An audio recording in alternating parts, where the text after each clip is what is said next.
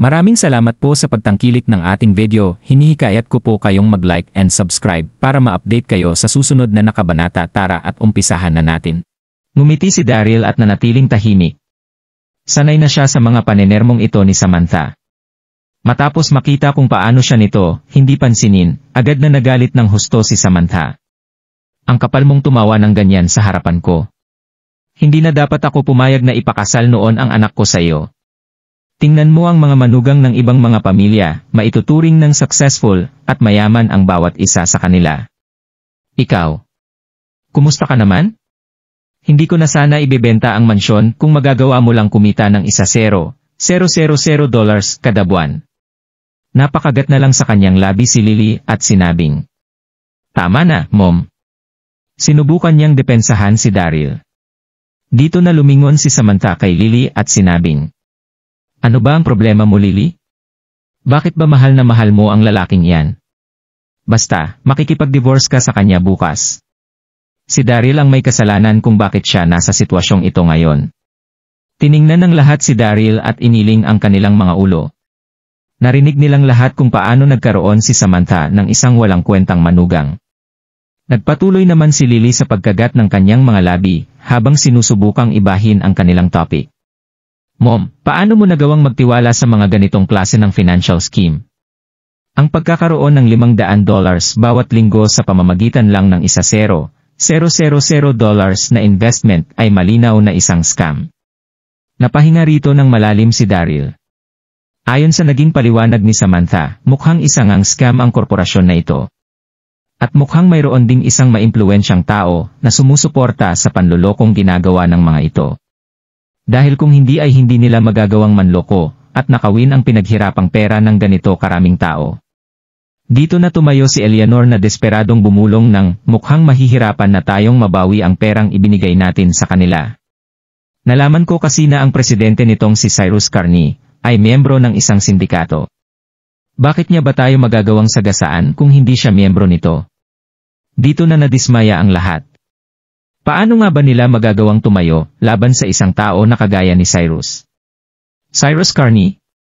Bakit parang pamilyar sa akin ang pangalan na yon? Simangot ni Daryl. Dito na niya na-realize na maaaring tauhan ang lalaking ito ni Felix Blakely. Isa palang bodyguard si Cyrus noong magkasamang kumain ng dinner sina Daryl at Felix. Sino nga ba ang mag-aakala na magiging presidente siya ng isang kumpanya ngayon? Dito na tumayo si Samantha at confident na sinabing, "Anong kinatatakutan niyo riyan? Huwag kayong mag-alala. Ibabalik ko sa inyo ang lahat ng perang ninakaw nila sa inyo." Dito na nagugulat na tiningnan ng lahat si Samantha. Tumawa naman si Eleanor at sinabing, "Paano mo naman ito gagawin, Samantha? Sinubukan na nating makipag-usap pero nauwi lang ito sa wala. Kaya ano ang bagay na pumasok sa isip mo para sabihing magagawa mong ibalik ang pera namin? Sumuko na lang tayo." Namula ang mukha ni Samantha habang sumasagot ng, "Sasabihin ko sa iyo, mayroong isang manliligaw ang aking anak na nagngangalang Ray Gregory. Alam mo ba kung ano ang ginagawa ng kanyang pamilya? Mayroon silang trading company, kaya malawak na ang kanilang koneksyon. Hanggat magagawa ko itong tawagan, masisiguro ko na maibabalik niya sa atin ang ninakaw na pera ng korporasyong iyon." Isang manliligaw. Sumimangot dito si Daryl, hindi siya natuwa sa kanyang narinig. Napaka-interesante talaga ng biyanan niyang ito. Dahil sa bawat sandaling maharap ito sa problema, ang agad nitong maiisip ay ang pagtawag sa mga dating manliligaw ni Lily. Dati ay palagi itong umaasa kay Ashton Adagio, pero ngayon ay nagawa na rin itong asahan ang Ray na yon. Agad na nagpanik ang namumulang si Lily. Hinila nito si Samantha at bumulong ng, "Bakit mo sinabi ang pangalan niya, Mom?" Hindi nagkakamali rito si Samantha. Bago pa maikasal si Lily, maraming mga lalaki ang nanligaw dito, isa na rito si Ray Gregory. Isa itong mayaman at makapangyarihang lalaki, pero ngayong nagpakasal na si Lily kay Daryl, bakit ito nagawang alalahanin ni Samantha? Agad namang tumutol sa kanyang anak si Samantha. "Huwag mo nang alalahanin ang tungkol sa bagay na ito, Lily. Kailangan nating mabawi ang 80 milyon na ninakaw nila sa atin. Sabi nito, kung hindi tayo hihingi ng tulong, sino ang tutulong sa atin? Ang walang kwentang manugang kong ito. Sabihin mo nga sa akin kung ano ang magagawa mo." Malademonyong tumingin si Samantha kay Daryl. Hindi na nakipagtalo pa si Daryl kay Samantha. Sinabi nito kay Lily na, okay lang. Hayaan mo na ang mama mo kung gusto niyang maniwala sa ex-boyfriend mo. Anong ex-boyfriend? Agad na nainis si Lily nang marinig niya ito, walang kahit na anong namagitan sa aming dalawa ni Ray, hubby. Niligawan niya ako, pero hindi naging kami. Hindi rito natuwa si Daryl. Gusto niyang makita kung gaano nga ba katindi ang Ray na ito gaya ng iniisip ng kanyang biyenan. Nilabas ni Samantha ang kanyang phone at gumawa ng isang tawag. Ngumiti ng mataas si Samantha matapos agad nitong sagutin ang kanyang tawag. Pinahinhin niya ang kanyang boses at sinabing, hello Ray. Si Tita Samantha mo ito. Pwede mo ba kaming puntahan sa ospital? Mayroon akong pabor na hihingin sana sayo. Sige, hihintayin kita rito. Nang ibaba niya ang tawag, naiirita itong nagmalaki kay Eleanor. Makikita mo, darating na maya-maya rito si Ray. Makukuha natin ang ninakaw nilang pera sa atin sa sandaling pumayag si Ray na tulungan tayo. Sigurado ka ba sa sinasabi mo? Dito na gumatong ang iba niyang mga kasama. Magpapasalamat kami sa iyo ng husto kung magagawa mong ibalik ang pera namin. Buminisnis naman ang tumatayong si Samantha habang sinasabi na, wala kayong ideka kung paano ako itrato ni Ray. Noong nililigawan pa lang nito ang anak ko, araw-araw niya akong pinaulanan ng mga regalo. Nagawa niya rin ako noong bigyan ng isang tourmaline bracelet. Kapresyo na nito ang isang BMW. Umingay ang lahat habang naiingit nilang tinitingnan si Samantha. Gustong-gusto naman ito ang pagiging center of attraction. Kaya nagpatuloy siya sa kanyang pagsasalita, mayroon pa ngang isang pagkakataon kung saan nanakaw ang cellphone ko sa isang mall. Tinawagan ko lang si Ray, alam niyo ba kung ano ang nangyari? Ano ang nangyari? Isang sinabi ng mga tao sa paligid. Dito na nagmamalaking nagsalita si Samantha, ang hindi ko alam, boss pala ni Ray ang mayari ng mall na kinaroroonan ko noon. Tinawagan niya ang kanyang boss at agad na inutusan ang staff na i-lock ang buong mall hanggang sa mahuli ang nagnakaw sa aking cellphone. Dito na nagulat ang lahat, kung ganito talaga kalakas ang impluensya ni Ray, mayroon pa silang tiyansa na mabawi ang perang ninakaw ng Genesis Financial Corporation sa kanila. Kasabay nito ang pagdating ng sasakyang humaharurot mula sa malayo. Isang kulay puting Porsche ang mabilis na umandar at huminto sa entrance ng ospital. At isang gwapong lalaki ang bumaba mula rito, siya ay walang iba kundi si Ray. Nakasuot ito ng isang pangkaraniwang suit na nagpaelegante at nakapagpaklase sa kanyang itsura. Dito, Ray. Mataas nang umiti si Samantha habang kumakaway dito. Isabay ang Porsche. Sabi ng isa sa mga tao sa paligid. Wala lang ang Porsche na yan sa kanya, sigaw ni Samantha, mayroon din siyang Bentley. Napahiya rito ng husto si Lily. Matagal na niyang hindi nakikita si Ray. Napakagat na lang siya sa kanyang labi, habang iniisip na sana ay magawa niyang takasan ang bagay na ito. Dito na mahinhing sinabi ni Samantha na, pasensya ka na sa pagpapapunta ko rito nang biglaan sa'yo, Ray. Masyado kang naging mabait sa akin, tita. Natutuwa ako dahil nagawa mo pa rin akong maalala. Binigyan nito si Samantha ng isang kahon ng regalo at sinabing, nagmamadali akong pumunta rito, kaya iyan lang ang naibigay ko sa iyo ngayon. Magustuhan mo sana yan. Napakabait mo talaga, Ray. Ngiti ni Samantha habang tinatanggap ang regalo. Binuksan niya ito kasabay ng pagkagulat na naramdaman ng lahat sa paligid. Isa itong hairpin na gawa sa purong jade. Nababagay ito sa isang mature na babaeng kagaya ni Samantha. Napakabait mo talaga, Ray. Magkano pala ang bili mo rito? Nasasabik na tanong ni Samantha. Wala lang po iyan, Tita Samantha, sagot ng kumakaway na si Ray, hindi nga po iyan umabot ng 100,000. Pero bagay na bagay po iyan sayo. Agad na nasabik ng husto si Samantha nang marinig niya ito. Mas nagustuhan pa niya ang binatang si Ray. Humarap naman si Ray kay Lily at sinabing, matagal-tagal na rin tayong hindi nagkita. Tinanguan naman ito ni Lily. Mas gumanda ka palalo mula noong huli kitang makita, gentleman na sinabi ni Ray.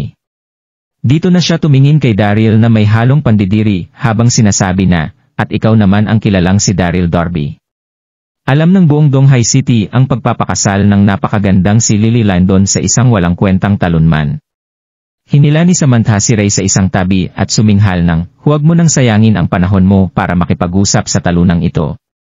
Halika rito, ipapaliwanag ko sa iyo ang nangyari. Dito na ipinaliwanag ni Samantha ang lahat kay Ray. Ano na ang gagawin natin ngayon, hubby? Nagpapanik na ibinulong ni Lily kay Daryl. Kilalang kilala nito si Samantha.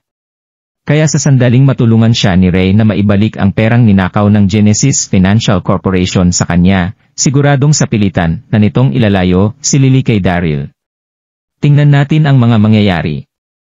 Ngiti ni Daryl. Pagkatapos ni Samantha sa kanyang pagkukwento, agad na sumagot si Ray ng, huwag po kayong mag-alala, Tita Samantha.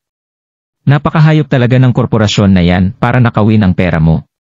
Babalikan po kita. Ito ang bagay na gustong marinig ni Samantha. Dito na siya nakahinga ng maluwag habang sinasabi na. Sinasabi ko na nga ba na magagawa mong masolusyonan ito, Ray? Magagawa kaya yon ng binatang ito? Nagdadalawang isip pa rin ang ibang mga kasama ni Samantha hanggang sa mga sandaling ito, pero naniwala pa rin sila sa huli na magagawa ito ni Ray. Dito na nila sinimulang purihin si Ray at magmakaawa para humingi ng tulong sa pagbawi ng kani-kanilang mga pera. Gustong-gusto ni Ray ang atensyon at papuri mula sa maraming tao.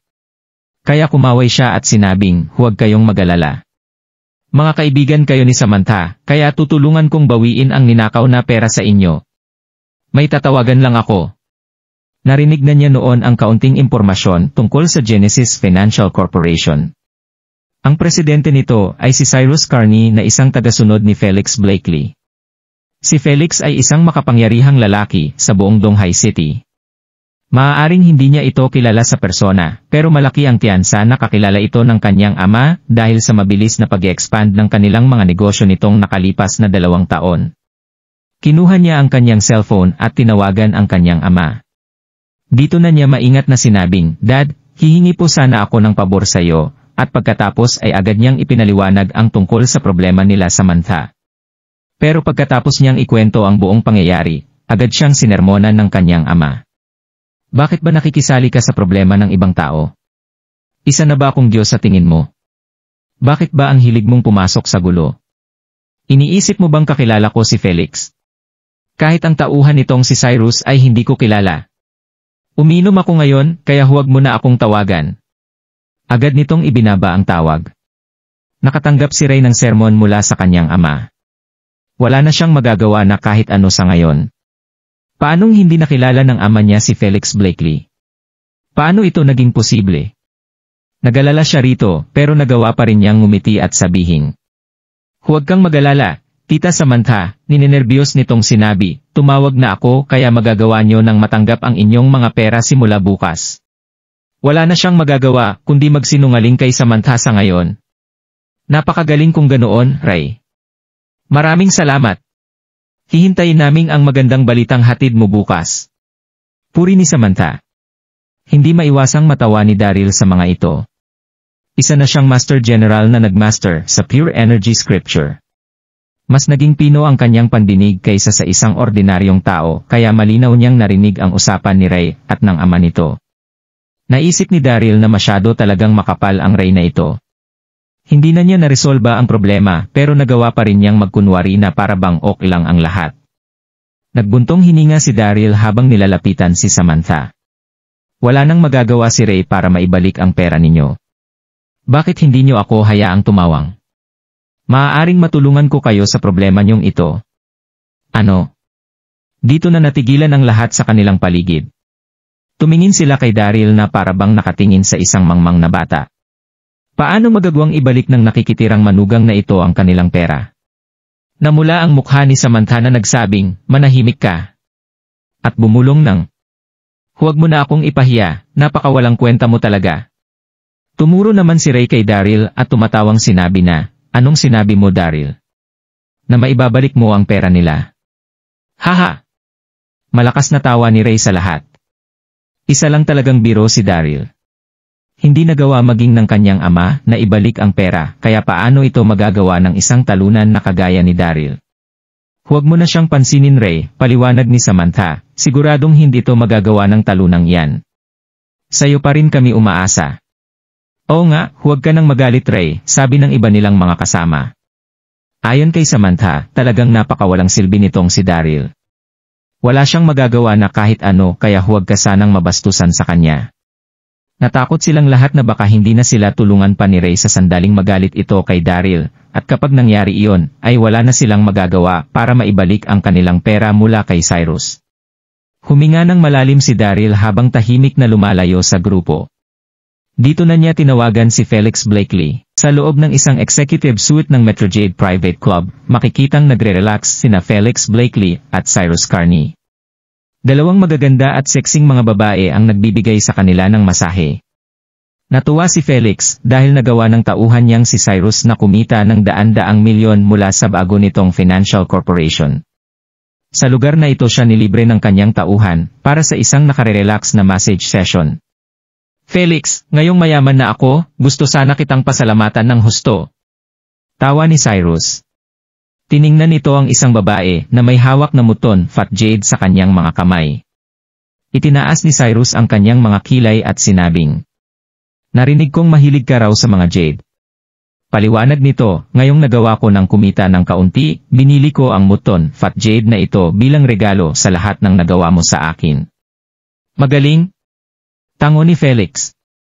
Alam talaga ng tauhan niyang ito kung paano siya pasasayahin. Hindi talaga nasayang ang ilang taon ng pagsubaybay na ginawa niya rito. Kinuha ni Felix ang jade nang marinig niyang magring ang kanyang cellphone. Buwisit, si Daryl Darby. Mabilis na umupo ng diretso si Felix habang sinasagot ang tawag. Siguradong may importanteng bagay na gustong sabihin o ipagawa sa kanya si Daryl sa sandaling tawagan siya nito. Felix, sigaw ni Daryl, na-realize kong ganito na pala kalakas ang loob mo ngayon. Nagsimula ang tauhan mo ng isang ilegal na negosyo, hindi ba? Gusto mo ba talaga ng gulo? Ano? Agad na nalito rito si Felix. Nagdadalawang isip itong sumagot ng, Kuya di, hindi, ang ibig kong sabihin, ikalawang master, hindi, Mr. Darby. Hindi ko po naiintindihan. Sinabihan sila noon ni Daryl na tawagin lamang ito bilang Mr. Darby. Hindi mo ko naiintindihan. Mayroon kang tauhan na nagngangalang Cyrus Carney. Iniskam niya ang biyenan ko kaya nagawa nitong ibenta ang kanyang mansyon. Bibigyan kita ng 10 minuto para ibalik sa kanila ang perang ninakaw ni Cyrus. Naghihintay ako rito sa ospital, na nalamig na nagbanta si Daryl at agad na ibinaba ang tawag. Dito na na-realize ni Felix ang lahat. Agad niyang sinipa si Cyrus sa ulo. Felix, ano? Ano ang nangyayari? Nagtaka rin dito si Cyrus. Gusto mo na bang mamatay, hayop ka? Nagawa mong mangiskam ng ilang daang milyon sa mga taong iyon. Paano mo nagawang makapanloko ng ganito? Sigaw ni Felix habang sinusuntok si Cyrus. Mangiyak-ngiyak na si Cyrus habang nabubulunan nitong sinasabi na, niloko ko sila, pero mga ordinaryong tao lang ito. Hayop ka! Nagawa mong idamay sa kalokohan mo ang biyenan ni Kuya D. Nagawa nitong ibenta ang buo niyang mansyon para sa panloloko mong ito. D. Sino si Kuya D? Nabablangkong sinabi ni Cyrus. Kinuha ni Felix ang ulo ni Cyrus at sumigaw ng, si Kuya D ang ikalawa sa pinakamatandang anak ng pamilya Darby. Siya ang taong pinagkakautangan ko ng buong buhay ko. Kaya kung ako sayo ay ibabalik ko na ang lahat ng ninakaw kong pera ngayon din. Hindi pa kailanman nakita ni Cyrus na maginit ng ganito ang ulo ni Felix na nagbigay sa kanya ng matinding takot. Kaya dali-dali siyang nagbihis at pumunta sa ospital. Kasalukuyang nag-uusap sina Samantha at Ray sa entrance ng ospital nang dumating ang isang humaharurot na Land Rover. Agad na tumakbo si Cyrus papunta sa grupong kinaroroonan nila Samantha. Agad na sumabog sa galit si Samantha nang makita niya ito. Ito ang taong nagnakaw sa pera natin. Oo nga. Siya nga yun. Narito siya para ibalik ang pera natin. Agad na naghiyawan ang lahat. Dito na nasabik ng husto si Samantha. Hinawakan niya ang kamay ni Ray at mahinhing sinabi na, napakagaling mo talaga. Sapat na ang isang tawag para mapapunta rito si Cyrus. Ano? Na-confuse rito si Ray. Ano ang nangyayari? Hindi kilala ng kanyang ama si Cyrus, paano pa kaya si Felix, maliban na lang kung nagawa ng kanyang amang makalapit kay Felix. Siguradong ito ang nangyari. Dito na nagpakita ang isang napakalaking ngiti sa mukha ni Ray. Walang tigil na nagpawis ang noo ni Cyrus habang naglalakad papunta sa mga tao. Hinawakan niya ang isang card habang lumuluhod at humihingi ng tawad sa mga ito. Patawarin niyo ako. Hindi ko dapat kayo niloko para makuha ang inyong mga pera. Patawarin niyo na ako, nandito ako para ibalik ang lahat ng perang ininvest niyo sa akin. Nangangako rin ako na hindi ko nagagawin ang bagay na ito kahit na kailan. Haha! Natawa ang lahat habang binabati si Ray matapos makita ang nagsisising mukha ni Cyrus. Malakas na nagdabog si Ray papunta kay Cyrus para kunin ang hawak nitong credit card. Tumingin siya kay Cyrus at sinabing, okay lang hanggat alam mong gumawa ka ng isang pagkakamali, pero hindi na kita pagbibigyan sa susunod. Sino? Agad na nagtaka si Cyrus sa taong kausap niya. Hindi niya nakilala si Ray. Isa ba siyang kaibigan ni Kuya D? Hindi niya nagawang magsalita ng kahit na ano habang inaamin ang kanyang kasalanan. Opo. Hindi ko na po gagawin ang bagay na ito. Hindi lang pera niyo ang laman ng card na ito, kundi ang interes na kinita nito. Dito na napapigil hininga ang lahat sa sobrang tuwa. Dito na ngumiti ng mataas si Samantha. Dahil ang lahat ng ito sa iyo, tili nito, napakagaling mo talaga. Sapat na ang isang tawag para maresolba mo ang issue na ito. Kung magagawa ka lang talagang pakasalan ng anak ko. Agad namang namula ang mukha ni Lily sa sobrang galit at kahihiyan. Nakaramdam si Lily ng matinding awkwardness dahil sa tigas ng ulo ni Ray sa ginagawa nitong panliligaw sa kanya noon. Kahit matagal na niya itong hindi nakakausap, nagkaroon pa rin siya ng utang na loob sa ginawa nito ngayon. Maraming salamat, Ray, bulong ni Lily. Oo nga, maraming salamat, Ray. Dagdag ni Samantha. Tumitig ito kay Daryl habang dumudurang sinabi na, hinding-hindi mababalik sa akin ang pera ko kung asa ako sa manugang kong ito. Libre ka ba mamayang gabi, Ray? Samahan mo kaming mag-dinner. Wala pong problema, tita. Tango ni Ray. Natuwa siya habang sumasagot ng, tawagan mo lang po ako kung kailangan mo ng kahit na anong tulong sa susunod, tita Samantha. At pagkatapos ay sinipa nito si Cyrus at sinabing, hayop ka! Paano mo nagawang manloko ng tao na kawin ang pinaghirapan nilang pera? Sinisiguro kong hindi magiging maganda ang mga susunod na yugto ng buhay mo. Umalis ka na sa harapan ko. Hindi nagawang magsalita ng kahit na ano ni Cyrus habang nakaluhod ito sa sahig. Sa bagay, ito ang kaibigan ni Kuya D. Mabilis siyang tumango at sumagot ng, opo. Nangangako po ako na hindi ko na ito ulit gagawin. Mauuna na po ako. Tatayo na sana siya para umalis nang mag-ring ang kanyang cellphone. Si Felix ang tumawag sa kanya. Agad niyang sinagot ang tawag gamit ang nanginginig niyang mga kamay habang bumubulong ng, huwag kang mag-alala, Felix. Naibalik ko na ang pera nila. Hindi pa rin kumakalma hanggang sa mga sandaling ito si Felix. Dito na siya sumigaw sa phone ng, hayop ka! Pagkatapos mong ibalik ang pera, humingi ka ng tawad kay Kuya D. Kailangan kanyang mapatawad bago ka bumalik dito sa akin, dahil kung hindi, ako mismo ang magbabalat sa iyo ng buhay.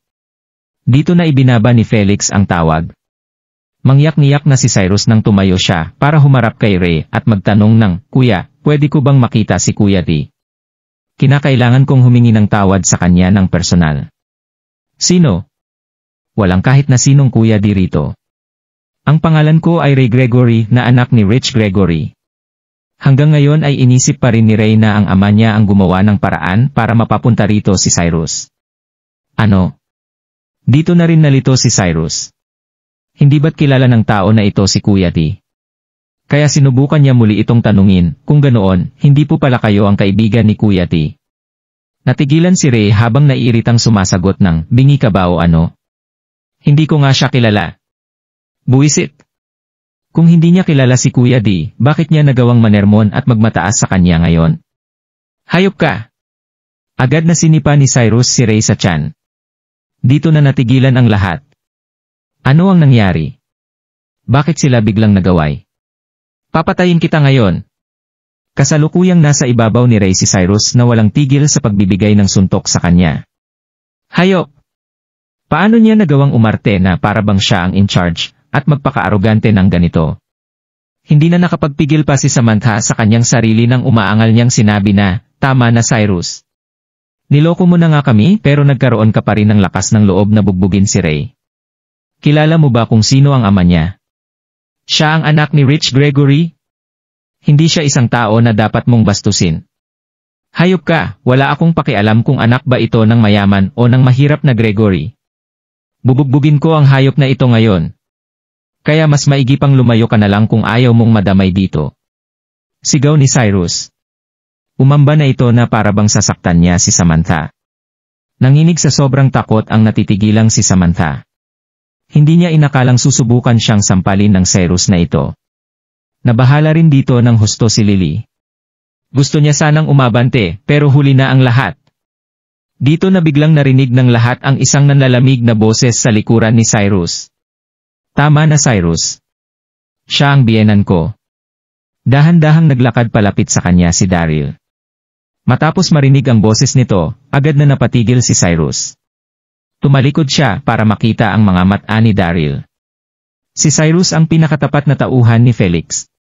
Kaya siguradong maaalala niya ang itsura ng brother D na ito. Biyenan niya ang napakagandang babae na ito. Hayop, ito na ang katapusan niya. Siguradong hindi na siya makakalabas dito ng buhay. Dad. Agad siyang lumuhod sa sahig at nagsisising yumuko sa harapan ni Daryl. Pasensya ka na, Kuya D. Hindi ko alam na siya pala ang biyenan mo. Kung alam ko lang, hinding-hindi ito papasok sa isipan ko.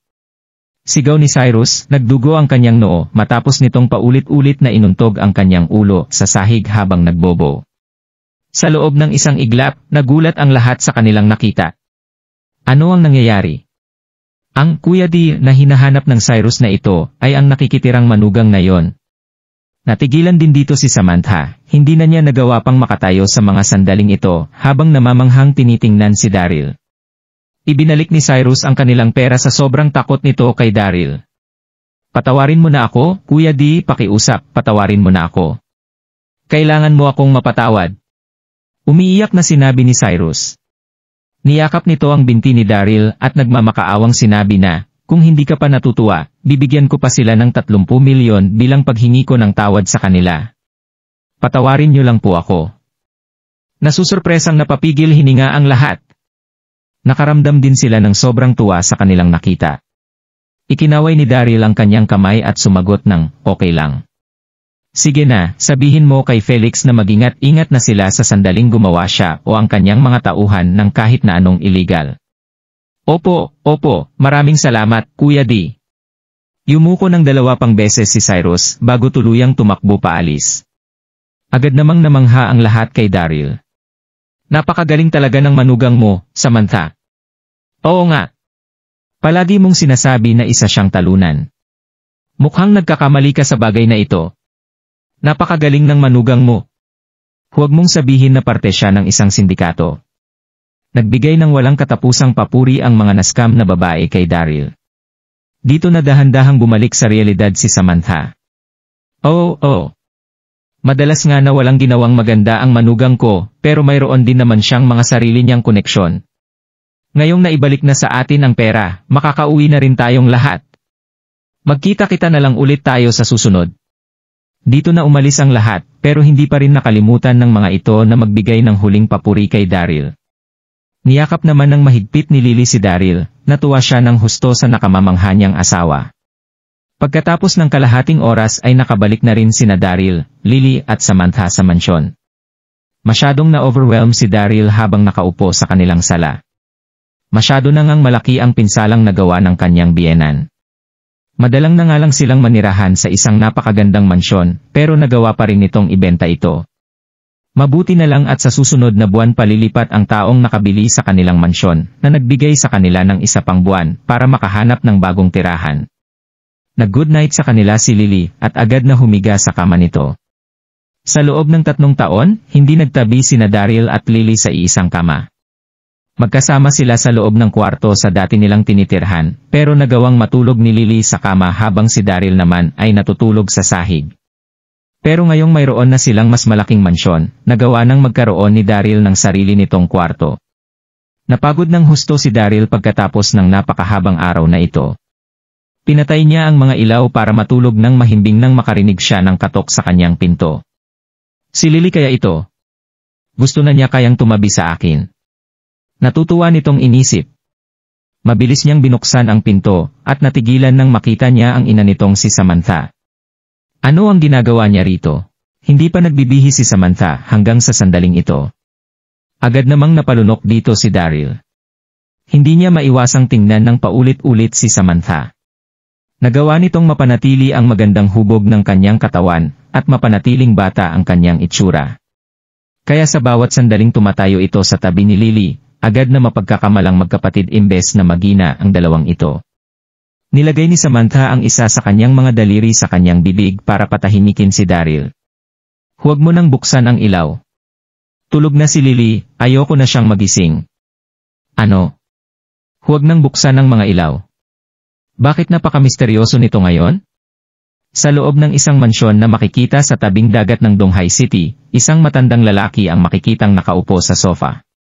Ito ay walang iba kundi si Zion Featherstone, ang lolo ni Evelyn. Siya ang uminom ng walang bisang Golly pill noon, at nawalan ng malay sa auksyon ng pamilya Rogers. Tulungan mo nga akong tingnan ito, Grandpa, totoo ba ang yang pill na ito? Hindi mapakaling sumugod si Evelyn sa sala para ipakita ang pill sa kanyang lolo. Agad namang kinuha ni Zion ang pill.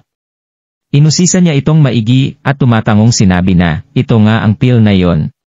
Nabasa na niya ang tungkol sa yang pill mula sa isang lumang manual. Inilarawan ng manual ang itsura ng pill na kagaya sa pill na kanyang hawak. Dito na nakahinga ng maluwag si Evelyn. Mukhang nagsasabi nga talaga ng totoo sa kanya si Daryl, na magagawa nitong bumuo ng isang yang pill. Nagpatuloy naman si Zion sa pagsasalita, kailangan mo na naman ba ang pill na ito para mabawasan ang sakit na nararamdaman mo sa iyong period, Evelyn? Nangyari ba ito sa iyo pagkatapos mong sanayin ang Immaculate Girl Scripture? Nakangiti namang tumango rito si Evelyn. Napakagaling mo po talagang mag-obserba, lolo. Paano niyo po nalaman? Mapait namang ngumiti si Zion. Iniling niya ang kanyang ulo at sinabing, totoo nga na mababawasan ng yang pill ang sakit na nararamdaman mo. Pero hindi naman ito magtatagal. Ang pagsasanay sa Immaculate Girl Scripture ang magpapabigat ng husto sa iyong yin aura. Kaya sa sandaling magpatuloy ka sa pagsasanay mo rito ay magagawa na rin ng iyong yin aura na bumalot sa buong mong katawan, dito ka na makakaramdam ng napakatinding sakit. Makinig ka sana sa lolo mo, huwag mo nang sanayin ang manual na yon. Nag-aalalang tiningnan ni Zion si Evelyn. Sa Eternal Life Palace, marami ang sumubok na sanayin ang Immaculate Girl Scripture, pero agad ding nagsisuko dahil sa tindi ng sakit na kanilang nararamdaman matapos sumobra ang kanilang mga yin aura. Nag-iisa lang ang kanyang apong babae, kaya hindi niya ito magawang makita na nasasaktan. Normal namang sumagot si Evelyn ng, okay lang ako, lolo. Dito na huminga ng malalim si Zion. Wala na siyang magagawa na kahit ano para mabago ang isip ng kanyang apo. Sa kabilang banda ng city, kasalukuyang nagkakagulo ngayon sa loob ng Donghai City First Hospital. Daan-daang mga magagarang sasakyan ang makikitang nakapark sa paligid nito. Mabilis na kumalat ang balita tungkol sa pagpanaw ng nakatatandang Darby, ginulat nito ang lahat ng pamilya sa buong Donghai City. Isa siyang makapangyarihan at successful na tao. Kaya napuno ang ospital ng mayayaman at mararangyang pamilya na nagpunta rito para magbigay respeto sa nakatatandang Darby. Marami sa kanila ang nagtipon-tipon sa loob ng isang ward. Marami sa mga tao ang kabilang sa itaas na bahagi ng lipunan, kagaya ni Brandon Goy, Abay Guy, Best Mother Serendipity, mga tumatayong pinuno ng mga kilalang pamilya sa Donghai City. Lumuhod ang umiiyak na si Drake Darby sa tabi ng kama. Hinawakan niya ang kamay ng nakatatandang Darby at nabubulunang nagsalita ng, Dad, gumising ka na. Si Drake ang pinaka-naapektuhan sa pagpanaw ng kanilang ama. Agad na bumagsak ang itsura ng lahat sa kanilang paligid. Agad na tumingin si Drake kay Florian, na nasa kanyang likuran, at nagtanong ng, ano ang nangyari? Ok pa naman ang lagay niya kanina noong umalis kami sa ospital. Bakit siya biglang nawala? Dito na napatingin ang lahat kay Florian Darby. Agad naman itong nagpanik habang tinatamaan ng kanyang konsensya. Nahihirapan siyang mag-isip ng sasabihin, habang nabubulol na nagsasalita ng, Hay, hindi ko alam. Basta na lang siya. Agad namang tumayo si Yumi at napatili sa sobrang galit habang sinasabi na, si Daryl ang may kagagawa nito. Siya ang pumatay kay Lolo. Noong umalis kayo kanina, Napahawak na lang si Grandpa sa kanyang dibdib habang sinasabi kung siya kadismaya kay Daryl. Kung gaano kagahaman si Daryl at kung paano nito nagawang pagsamantalahan ang asawa ng kanyang kapatid. Umarte si Yumina para bang nangyari ang lahat ng ito. Hinawakan niya ng husto ang kanyang dibdib at nabubulol na sinabing, natakot kaming dalawa nang subukan namin na pagaanin ang loob ni Grandpa. Tatawag na sana kami ng nurse nang biglang, dito na siya nagsimulang umiyak. Kasabay nito ang pasimple niyang pagtingin kay Florian. Paano niya nagawang magpakasal sa talunang ito? Hindi man lang nito nagawang magsinungaling ng seryoso sa sandaling kailanganin niya ito. Muntik pa niyang ibuking ang kanyang sarili kanina. Hindi naman napansin ni Florian ang mga ginagawang pagtingin ni Yumi. Tumango siya rito bilang suporta sa sinabi ng kanyang asawa, ganoon nga ang nangyari. Pero patago itong nakahinga ng maluwag sa kanyang sarili. Napakagaling talagang umarte ng kanyang asawa. Kung hindi dahil dito, siguradong hindi na niya alam kung ano ang kanyang gagawin. Napapigil hininga naman ang lahat sa paligid ng kwarto, habang nagsisimula ng maingay na usapan sa isa't isa. Gaano nga ba kademonyo si Daryl para makagawa ng patricide, matapos niyang patayin ang kanyang lolo? Daryl! Nagningit-ngit na sigaw ni Drake. Isinara nito ng husto ang kanyang mga kamao pero walang kahit na isang salita ang lumabas sa kanyang bibig. Kung alam niya lang na mangyayari ito, hindi na sana niya sinabihan si Daryl na bumisita sa nakatatandang Darby. Slam! Sinuntok naman ni Abby's Mother Serendipity ang lamesa at tumayo. Kagagawan na naman ito ni Daryl Darby. Sigaw nito, nagawa na ng hayop na itong pagsamantalahan ang asawa ng kanyang kapatid. Tumangging mag-donate ng kanyang bone marrow para iligtas ang nakatatandang Darby at ngayon ay nagawa naman niya itong galitin na naging sanhi ng pagkamatay nito. Dapat lang natapusin ang pesteng ito. Nanginginig na sinabi ni Abes. Agad na kumalat ang kanyang internal energy sa buong ward.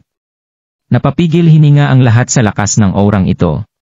Napakalakas talaga ni Abes Mother Serendipity. Natahimik ang buong ward sa loob ng isang sandali. Tama nga si Abes Mother Serendipity. Sabi ng isa sa kanila. Hindi na dapat pang mabuhay ang isang failure na kagaya ni Daryl sa mundo. Agad namang bumalik sa realidad ang iba, at tumango bilang pagsangayon dito. Lumalaban lang si Abes Mother Serendipity sa kasamaan. Isa talaga siyang bayani. Kaya natural lang na maging ganito kalakas ang Emisect. Karapat dapat sila sa reputasyong mayroon sila ngayon. Pinuri si Abes ng lahat. Agad namang nagliwanag sa Pride ang ilang mga tagasunod ng Emisect nang dahil dito. Wala lang ang mga papuring ito para kay Abes Mother Serendipity. Lumaki siya sa Emisect kung saan tumatak sa kanyang isipan ang palaging pagpanig sa hustisya. Kaya walang kahit na anong lugar ang kasamaan sa kanyang puso. Habang nag-iisip ay mas tumitindi ang galit na kanyang nararamdaman. Tumingin siya kay Drake at Dumura, isang makasaysayang pamilya ang mga Darby. Pero sino nga ba ang mag-aakala na magagawa rin nilang magkaroon ng isang failure na miyembrong kagaya ni Daryl? Huwag kayong mag-alala, hindi ko hahayaang ipagpatuloy ni Daryl ang mga kasamaang ginagawa niya. Ako na mismo ang papatay sa pesteng ito. Buong pasasalamat namang tumingin si Drake kay Abes Mother Serendipity. At pagkatapos ay malakas itong tumango. Ring! Ring! Kasabay nitong nagring ang isang telepono. Nilapitan ng isa sa mga tagasunod ng Emmy si Abes Mother Serendipity, at magalang na sinabing mula po ito kay Sister Megan, Master. Hello, Megan, mahinhing sagot ni Abes. Sa lahat ng kanyang mga tagasunod, si Megan ang pinakapaboriti sa lahat ni Abes Mother Serendipity. Nagawa nga rin itong maisip na si Megan ang susunod na papalit sa kanyang pwesto sa sandaling mawala na siya sa hinaharap. Bahagyang naging agresibo si Megan nang magtanong ito ng, Master, alam ko pong na-stop na kayo sa level 5 Martial Marquis, at hindi na makatungtong sa level ng Martial Saint. Alam ko rin po na nangangailangan kayo ng isang godly pill para rito. Nasabi ko po noon na mayroon akong kaibigan na nagngangalang Daryl Darby na mayroong isang godly pill, pero noong tawagan ko po siya ngayon lang, noong. Nagpatigil-tigil si Megan sa pagsasalita. Dito na niya hindi napigilan ang kanyang sarili na maglabas ng sama ng loob. Noong una ay pumayag siyang bigyan ako ng isang godly pill, pero noong malaman niya na ikaw ang kanyang master, agad niya akong tinanggihan. Master, may nangyari po bang hindi maganda sa pagitan niyong dalawa? Kilala niyo rin po ba si Daryl? Nagkaroon po ba kayo ng hindi pagkakaintindihan? Alam ni Megan na si Daryl ay isang uri ng lalaking may mataas na prinsipyo at palaging tumutupad sa kanyang mga sinasabi. Pero noong huli niya itong makausap, nagalit ito nang husto nang marinig niya ang mga salitang Abes Mother Serendipity. Ano ang nangyari? Ganito rin ang naramdamang galit ni Abes habang nagngingit-ngit ang kanyang ngipin. Ang pesting di Daryl Darby. Nanlalamig siyang sumagot kay Megan nang, huwag na huwag mo nang babanggitin sa akin ang pangalan niya kahit na kailan. Dito na siya ng istriktong nagutos ng, binabalaan kita Megan. Lumayo-layo ka na sa mga taong kagaya niya. Sa sandaling suwayin mo ako sa bagay na ito, huwag na huwag mo na akong tatawagin bilang master. Naiintindihan mo ba? Ano? Nanginig dito si Megan. Paanong humantong dito ang lahat? Ano ba talaga ang nangyari sa pagitan nilang dalawa?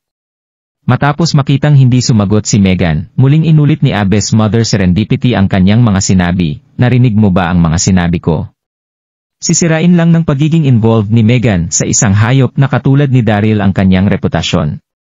Napakagat na lang sa kanyang labi si Megan habang naguguluhan sa kanyang dibdib.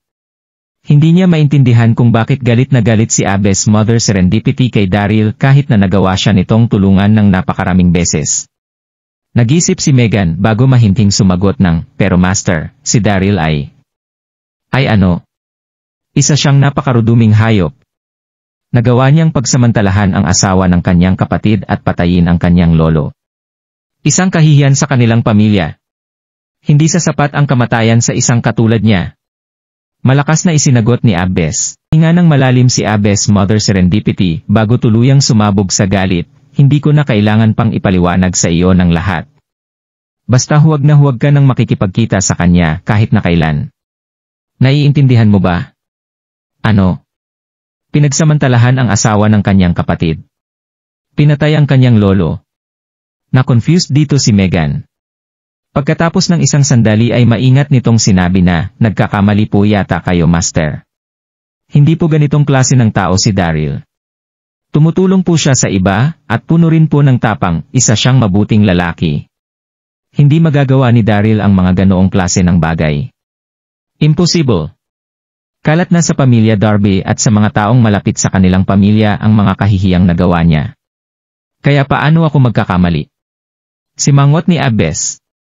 Wala akong pakialam sa anumang sasabihin mo. Sa sandaling suwayin mo ang mga utos ko, huwag mo na akong ituring na master. Megan, sabihin mo nga sa akin ang totoo. May nararamdaman ka ba para kay Daryl? Bihirang makaramdam ng maganda si Megan sa isang tao pero nagawa pa rin itong ipagtanggol si Daryl sa kanya. Namula rito si Megan. Napakagat siya sa kanyang labi habang nabubulol na sinabing, Master, ako po, wala po. Wala po akong kahit na anong feeling sa kanya. Engaged na rin po ako kay Kent Howe. Kaya paano po ako magkakaroon ng nararamdaman sa ibang lalaki? Mabuti kung ganoon. Nakahinga na rito ng maluwag si Abes Mother Serendipity, at nanlalamig na nagpatuloy sa pagsasalita, wala akong pakialam kung ano ang iniisip mo tungkol kay Daryl. Kung gusto mo pa ring makipagkita sa kanya, huwag mo na akong tawagin bilang master. Dito na niya ibinaba ang tawag. Sa kanilang mansyon, awkward namang nakaupo si Daryl sa tabi ng kanyang kama. Hindi makapagsalita siyang tiningnan ni Samantha, na natili itong tahimik sa loob ng 1 hanggang 2 minuto. Ano ba talaga ang gusto niya? At sa huli, ay hindi na nakapagpigil pa si Daryl sa kanyang sarili. Dito na siya na-awkward at nabubulol na nagsalita ng, Tita, bakit po kayo nandito? Gabi na po. Napahinga naman ng malalim si Samantha. Umaasa siya nitong tiningnan at nagtanong ng, gusto ko sanang magtanong sa iyo tungkol sa isang bagay. May itinatago ka ba sa amin? Nagkukunwari ka lang bang mahirap pero sa totoo lang ay isa ka talagang mayaman at makapangyarihang lalaki? Bakit takot na takot sa iyo kanina si Cyrus? Hindi lang nito nagawang ibalik ang pera dahil nagawa rin nitong humingi ng tawad sa amin. Nagpatuloy siya sa pagsasalita, at noong nasa ospital tayo, napakagalang din sa iyo ng pamangkin ni Sophie. O, tungkol lang ba ito roon? Akala ko naman ay tungkol na sa isang malaking bagay. Isip ni Daryl. Dito na huminga ng malalim si Daryl. Gusto na sana niyang sabihin ang tunay niyang pagkatao, pero inisip niya na kilala ang ikalawang iyong master ng pamilya Darby sa mga pamilyang nasa itaas na bahagi ng lipunan. Alam na rin ng mga ito na siya ang nanggrape sa asawa ng kanyang kapatid, hindi pa niya nalilinis ang kanyang pangalan hanggang sa mga sandaling ito. Magiging isang malaking kahihiyan sa sandaling ibunyag niya ang tunay niyang pagkatao kay Samantha. Dito na iniling ni Daryl ang kanyang ulo at nagsabing, dahil po kay Dax Sanders ang dalawang okasyon na iyon, tawa nito, kilala niyo po siya. Nakilala po natin siya noon sa outing. Naging malapit po kami sa isa't isa mula noong araw na iyon. Dito na biglang nagising sa katotohanan si Samantha. Tumitig siya kay Daryl habang nangigigil na sinasabing, sabi ko na nga ba. Paano magagawa ng isang walang kwentang kagaya mo na magkaroon ng kahit na anong achievement sa buhay? Alam ko nang dahilang pala ito kay Dax. Marunong ka talagang gumamit ng kapangyarihang hawak ng ibang tao para mapagaan ang iyong loob. Ito na malademonyong tiningnan ni Samantha si Daryl, isa pa rin talaga itong talunan.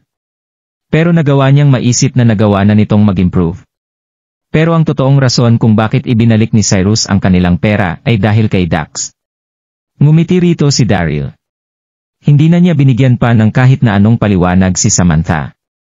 Sanay na siya sa giangawa nitong pangmamaliit mula noong una pa lamang. Tumalikod si Samantha at umalis sa kanyang kwarto matapos malaman ang sinasabi nitong katotohanan. Nang bigla siyang matapilok sa suot niyang high heels. Babagsak na siya nang mabilis na nasalo ni Daryl ang kanyang baiwang. Napakabango niya, isip niya. Mag-iingat po kayo sa susunod, tumatawa nitong sinabi. Huwag mo akong hawakan, walang kwenta ka. Napahiya at na-offend dito si Samantha. Isang malaking insulto para sa kanya ang paghawak sa kanyang katawan ng isang talunan na kagaya ni Daryl.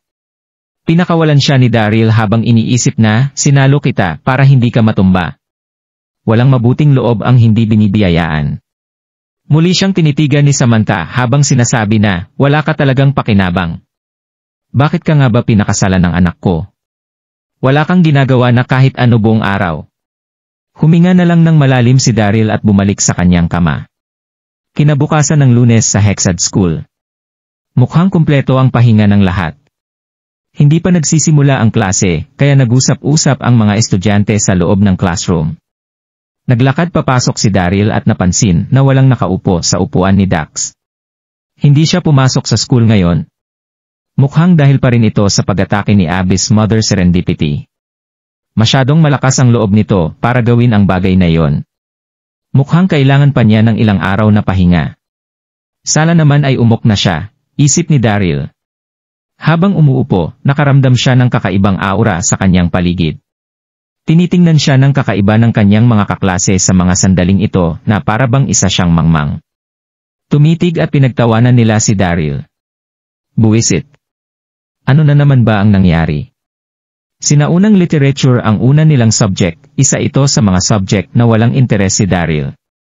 Kahit nagsimula na ang klase, nagtawanan at bumungisngis pa rin ang kanyang mga kaklase sa kanya, lalo na ang magkapatid na Palmer. Hindi sila nakinig sa class, habang tumitingin sa kanilang mga hawak na cellphone. Dito na biglang nagsabi ng sarkasm ang isa sa kanila, hay mga lalaki. Hindi na nga naging maganda ang katayuan nila sa buhay bilang isang nakikitirang manugang pero hindi pa rin sila nagkaroon ng kahit na anong respeto sa kanilang sarili. Isa talagang insulto pagpasok sa klase na kasama siya. Buwisit, sumangot ni Daryl. Lumingon siya at nakita ang ilang mga babaeng nanonood ng isang video sa kanilang mga cellphone.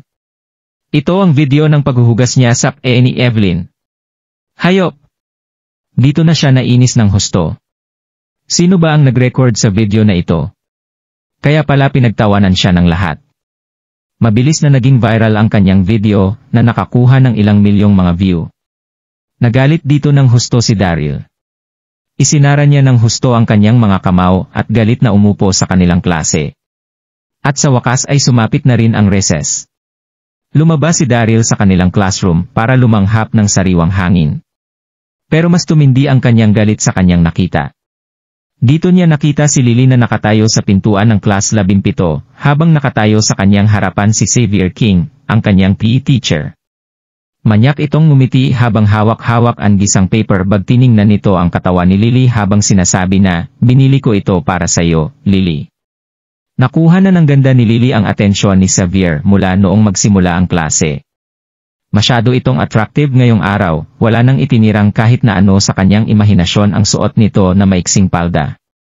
Hindi na niya mapigilan ang kanyang sarili habang bumababa para bumili ng almusal na gagawin niyang dahilan para harutin ito. Pero hindi naging komportable si Lily sa ginagawang pagtingin ni Xavier. Isa itong teacher kaya dapat lang na umarte ito na parang isang teacher. Napipilitang ngumiti si Lily habang tumatangging sinabi na, "Hindi, salamat. Nakapag-breakfast na rin naman ako." Hindi naman siya pinansin ni Xavier. Agad niyang kinuha ang kamay ni Lily at kumindat na sinasabing, "Huwag ka nang mahiya, Lily. Inaalagaan ko lang ang mga estudyante ko. Kaya kainin mo na ito." Agad nitong idinikit kay Lily ang hawak nitong paperback. Agad namang nagpanik ang namumulang si Lily at bumulong ng, "Hayaan niyo na po ako, Mark Xavier." "Huwag po." Agad na nagliyab ang mga mata ni Daryl. Hindi na naging maganda ang kanyang araw matapos pagtawanan ng buong klase, at ngayon naman ay nagawa ng manyak na itong bastusin ang kanyang asawa. Hindi na niya mapipigilan pa ang kanyang sarili. "Alisin mo ang mga kamay mo sa kanya." Sigaw ni Daryl habang tinutulak si Xavier sa gilid. Nawala sa kanyang balanse si Xavier habang sumisigaw pabalik ng, "Ikaw na naman. Hindi pa ako nakakabawi sa iyo noong nakaraan." Noong huli nilang PE class, nagselos si Xavier nang makipag-usap sina Lily, Yvonne at Sirs kay Daryl. Kaya binato niya ito ng basketball, pero nagawa pa rin siyang pahingiin ng tawad ni Daryl. Kung hindi lang dumating si Ms. Catherine, siguradong nabugbog na niya si Daryl. Nagsara ng husto ang mga kamao ni Xavier, at isang napakalakas na aura ang lumabas sa kanyang katawan. Tumitig siya kay Daryl at sumigaw ng, "Gusto mo na bang mamatay? Hindi kita nabugbog noong nakaraan, kaya nagawa mong hingin ito ngayon?" Dito na nagpanik si Lily. Agad niyang hinarang si Daryl at umiiyak na sinabing, "Huwag mo na po siyang pansinin, Mark Xavier." Ayaw po niyang manakit ng kahit na sino. Natuwa siya dahil nagawa ng kanyang asawa na ipagtanggol siya, pero si Xavier ay kilala ng lahat bilang isang guro na may maiksing pasensya. Matapos makita ang unti-unting paginit ni Xavier, agad na nakaramdam ng pagkabahala si Lily. Marami sa mga estudyante ang nagsimulang tumingin para makiusyoso sa komosyon. Nanalamig namang tumawa rito si Xavier. Tumitig siya kay Daryl at nagdemand ng, "Humingi ka sa akin ng tawad ngayon din." "Humingi ng tawad?" Bumungisngis dito si Daryl. "Isa kang immoral na taong paminsan-minsang kumikilos bilang isang guro, pero nagawa mo pang humingi ng apology galing sa akin. Gusto mo na bang mamatay, hayop ka?" sigaw ni Xavier. Susuntukin na sana nito si Daryl nang sumigaw si Ms. Catherine na nakasaksi sa buong pangyayari mula sa malayo. "Ano ang ginagawa mo, Mr. Xavier?" Nakasimangot niyang nilapitan ang mga ito at nagtanong ng, "Tinatakot mo na naman ba ang mga estudyante, Mr. Xavier?" Nainis na rito ng husto si Xavier. Paano naging ganito kaswerte si Daryl? Sa bawat sandaling bubugbugin na niya ito, agad namang magpapakita sa kanya si Ms. Catherine. Nadidismaya namang iniling ng mga estudyante ang kanilang mga ulo. Gusto na sana nilang makita na mabugbog ni Xavier si Daryl. Iniling naman ni Xavier ang kanyang ulo at sumagot ng, "Ms. Catherine, hinayaan ko noon si Daryl bilang respeto sa iyo. Pero kinakailangan na niyang humingi ng tawad ngayon. Hinding-hindi ko na ito mapapalampas pa." Dito na nagdilim ang mukha ni Catherine. Nagawa niyang makita ang matinding galit na nararamdaman ni Xavier. Magagawa pa sana niyang mapigilan ito kung buo pa ang dati niyang lakas. Pero matapos niyang bumagsak matapos inumin ang depektibong spirit petrification elixir, isa na lang siyang ordinaryong tao ngayon. Kaya wala nang nagawa si Catherine kundi ipagdasal na huwag maging bayolente si Xavier. "Ikaw ang dapat na humihingi ng tawad," nanlalamig na sinabi ni Daryl. "Daryl!" Nagpapanik na sinabi ni Catherine. Bakit naging ganito katigas ang ulo ni Daryl? Kung hindi pa siya hihingi ng tawad, siguradong mabubugbog na siya nito. "Anong sinabi mo? Bubugbugin kita kasama ni Ms. Catherine rito. Wala nang kahit na sino ang makapipigil sa akin." Dito na nagbato ng isang suntok si Xavier. Agad na napapigil sa kanilang paghinga ang lahat. Maging ang mga babae ay natigilan sa kanilang mga kinatatayuan, habang inilalayo ang kanilang mga tingin, dahil hindi nila magagawang panoorin ang mga susunod na mangyayari. Dahil si Xavier, bilang isang level 5 Master General, ay may kakayahang pumatay ng isang toro sa loob lang ng isang suntok. Mangyak-ngiyak na si Lily sa mga sandaling ito. Gusto niya sanang pigilan si Daryl pero huli na ang lahat. Walang sino man ang nakapansin na hindi nagpanik dito si Daryl. Ngumiti siya habang dinedeklara na, ganito rin ang nararamdaman ko sa iyo, Xavier. Wala ring kahit na sino ang makapipigil sa aking bugbugin ka. Ginamit niya ang kanyang energy field, at agad na lumabas ang napakalakas na internal energy sa kanyang katawan na bumalot sa kanilang lahat. Namula ang mga mata ni Daryl. Mahahalatang galit ito. Kinakailangan niyang bugbugin si Xavier ngayong araw anuman ang mangyari. Isa talagang mangmang si Daryl.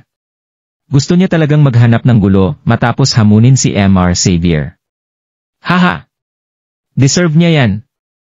Walang sino man ang pumigil sa away habang umaasa ang ibang mga estudyante na mabugbog si Daryl. Isa ng level 5 Master General si Xavier. Hindi nga ganoon katindi ang kanyang lakas pero sapat na ito para bugbugin ang isa sa mga estudyante ng Hexad. Tuturuan kita ng leksyon. Sigaw ni Xavier habang papalapit ang kanyang suntok sa dibdib ni Daryl.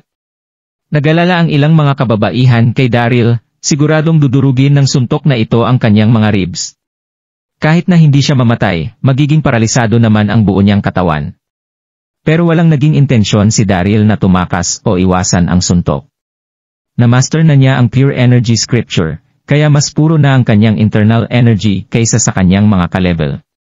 Kahit na isa lang siyang level 2 Master General, wala siyang kinatakutan na kahit ano. Tumakbo ka na, hubby.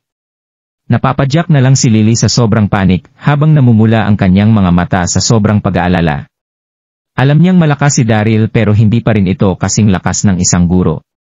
Sa bagay, ang mga guro sa Hexad ay mga matataas na miyembro ng 6 na mga Orthodox sect.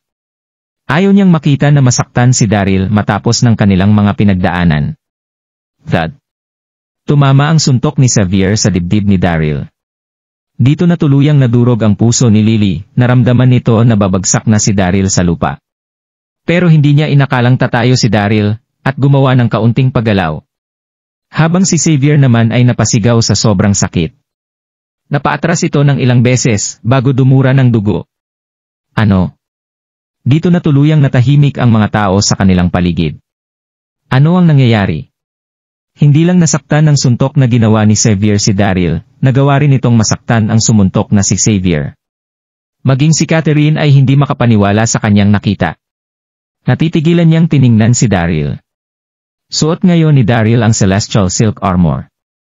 Kaya napadura lang siya ng dugo noong tamaan siya ng espadang ginawa ng level 5 Martial Marquis na si Abbess Mother Serendipity. Kaya walang kahit na anong pinsala ang kanyang natanggap sa isang level 5 Master General na si Xavier. Sa kabilang banda, nagulat at nagalit ng husto sa kanyang kinatatayuan si Xavier. Naramdaman niya na parabang sumuntok siya sa isang bakal na pader. Namamanhid na ang buo niyang braso.